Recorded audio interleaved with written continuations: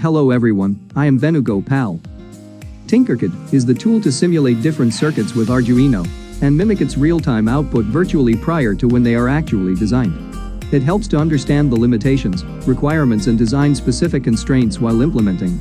Here, I have simulated Arduino UNO with ESP8266 Wi-Fi module interfaced with TMP temperature sensor to log the data to cloud platform.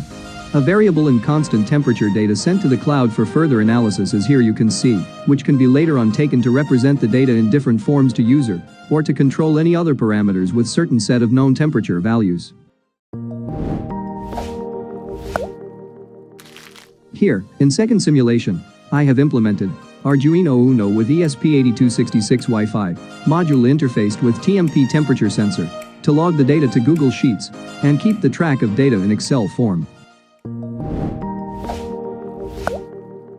Here, in third simulation, I have implemented Arduino UNO and ESP8266 based home automation using Google Assistant to command over for doing needed activity, like if I say, turn on the light.